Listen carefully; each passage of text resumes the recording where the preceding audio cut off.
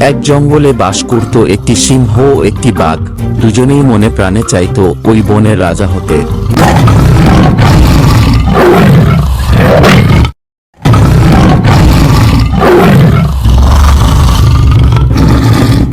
একদিন সিংহ এক গ্রামের ভেতর দিয়ে হাঁটছিল। হঠাৎ তার মাথায় একটি পরিকল্পনা এলো।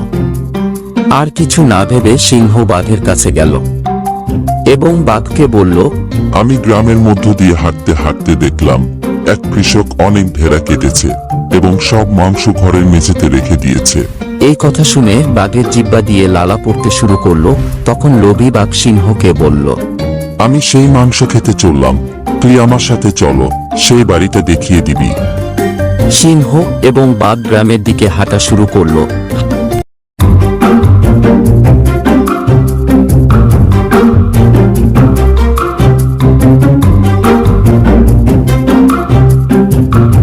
হাঁটতে হাঁটতে সিংহ ভাবতে লাগলো, আজ যেভাবেই হোক এই বাঘটাকে কৃষকের হাতে মার খাওয়াবেই।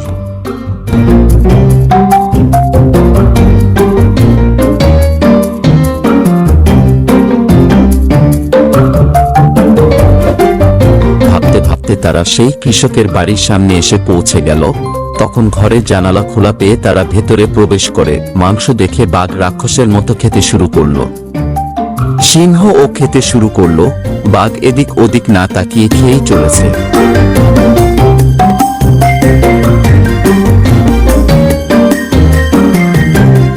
কিন্তু চালাক সিংহ একটু পর পর জানালা দিয়ে লাফ দিয়ে বাইরে যাচ্ছে, আবার ভেতরে আসছে।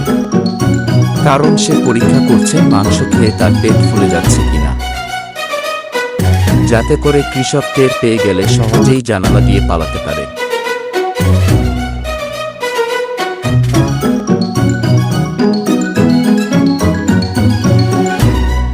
এরপর সিংহ বাঘকে বলল, চলো পালিয়ে যাই, আর মাংস খেতে হবে না, কৃষক দেখে ফেললে কেলেঙ্কারি হয়ে যাবে। আমি তোর মতো ভীতু না, আমি এইসব মাংস খেয়ে তারপরই যাব। এদিকে মাংস খেতে খেতে বাঘের পেট ফুলে দূর হয়ে গেল। হঠাৎ থালা বাসনের একটা আওয়াজ হলো।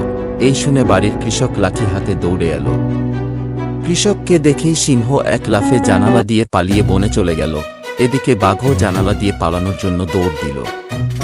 কিন্তু বাঘের পেট অনেক ফুলে যাওয়ার কারণে জানালায় বাঘের পেট আটকে গেল। তখন কৃষক দৌড়ে এসে তার লাঠি দিয়ে বাঘকে পেটাতে শুরু করলো। বেচারা বাঘ জানালা দিয়ে বাহিরে বের হওয়ার জন্য ছটফট করতে শুরু করলো। কিন্তু পেট অনেক ফুলে যাওয়ার কারণে বাইরে বের হতে বাঘটি ব্যর্থ হলো এবং কৃষকের লাঠির আঘাতে বাঘটি ছটফট করতে করতে শেষ নিঃশ্বাস ত্যাগ করল।